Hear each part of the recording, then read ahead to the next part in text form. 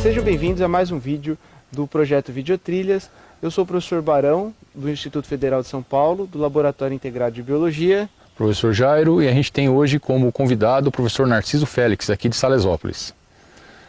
Bom, nesse dia a gente vai mostrar para vocês um local diferente aqui na cidade de Salesópolis, no Alto Tietê, e que é uma mata bem especial, bem diferente, que o professor Jairo vai explicar um pouquinho agora para vocês. Então, aqui é uma mata de araucária, né? A araucária é também conhecida como pinheiro do Paraná. Essa vegetação é uma gimnosperma, depois nós vamos conversar um pouquinho mais sobre ela, sobre as características dessa planta.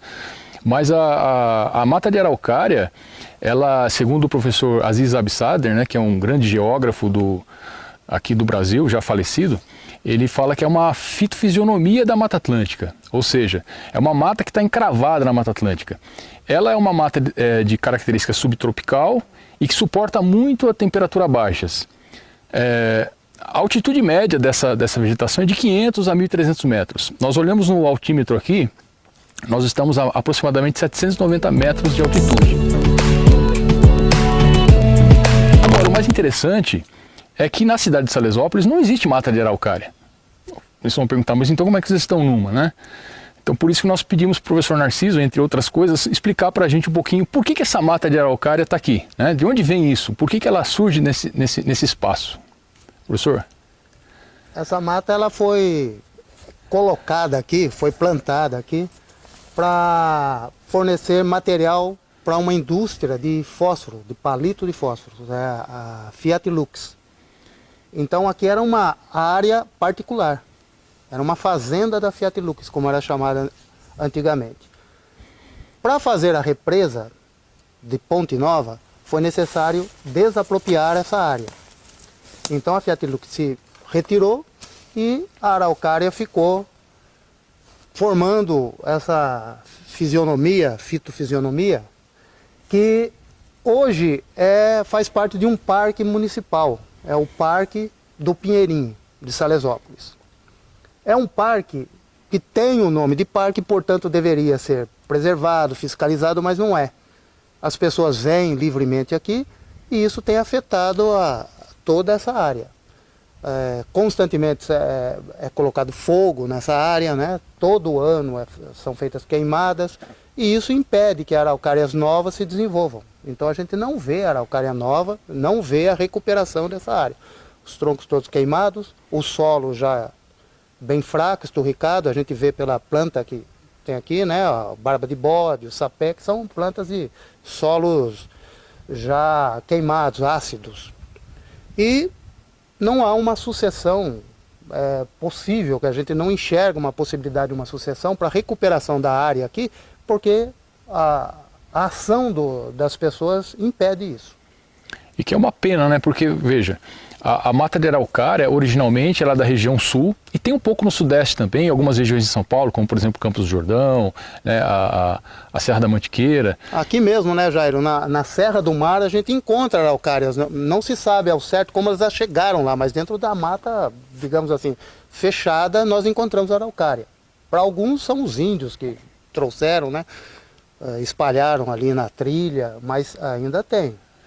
né? Mas não é uma planta que a gente vai dizer que seja abundante aqui, né? Exato. Mas veja, para os habitantes aqui, para a população do Alto Tietê, ter um espaço desse é muito interessante, até didaticamente, porque é difícil se deslocar com o seu aluno para uma mata de araucária original. Então é importante que a gente, já que ela está aqui, já que ela chegou, que a gente ajude a preservar, né? A não ter algumas ações que vão degradando o ambiente, como o professor Narciso falou. E só para complementar, quando a gente fala de mata, a gente não pode esquecer que existe uma associação de animais com a mata. E aqui era uma área bem rica na fauna, principalmente de aves. E essa fauna está desaparecendo por causa do desgaste mesmo dessa área.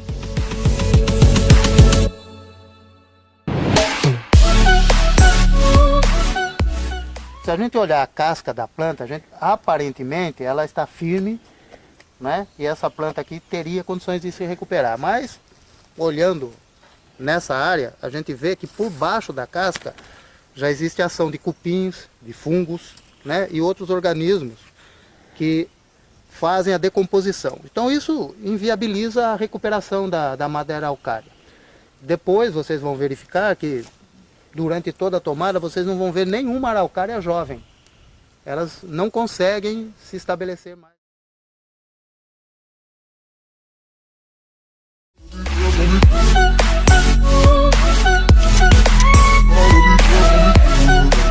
Se procurar nas plantas sadias, a gente não vai encontrar, né, esse ser, né, que é o fungo, conhecido popularmente de orelha de pau. O que ele está fazendo? Ele está absorvendo os nutrientes da planta que está em decomposição. Então ele é um decompositor em potencial. Se a gente observar nas plantas sadias, ele não se instala, porque a planta está viva, né?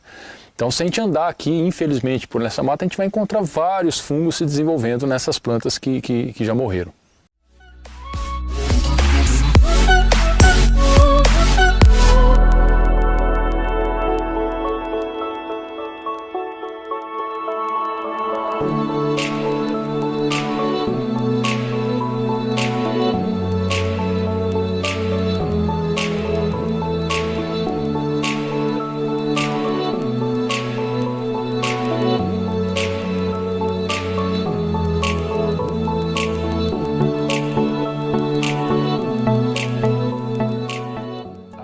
Como nós já dissemos, é uma gimnosperma, né?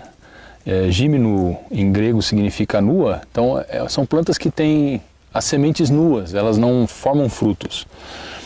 Então esse é o conhecido pinhão, né? Muito usado em festa junina. Agora, para a mata ela tem uma importância muito grande, porque serve de alimento para muitas espécies. A gente tem a cutia, o serelepe, né? Tem vários pássaros, como por exemplo, até tem uma associação interessante que lá no sul é muito valorizada, da gralha com a araucária. Então tem várias espécies. Aqui em Salesópolis especificamente, o professor Narciso estava dizendo da maritaca, que aqui eles chamam de baitaca, que na época da formação dos estróbilos aumenta em grande quantidade aqui, né? O que eles vêm atrás? Eles vêm atrás da reserva nutritiva da semente, que é chamada de endosperma. Então as maritacas em especial, elas vão cutucar, vão fazer uma abertura na lateral da semente e vão se alimentar do endosperma. Agora, veja, quando a maritaca vai lá no estróbilo, né, naquilo que a gente vai mostrar para vocês em outra filmagem, ela acaba estourando o estróbilo feminino e espalhando vários desses pinhões pela mata. E aí alguns deles vão acabar germinando.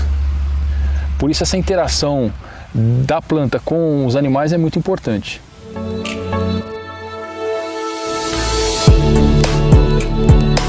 Aqui ilustra bem uma área que mostra um tipo de sucessão. A sucessão é a passagem de um tipo de organismo para outro. No caso aqui são os vegetais.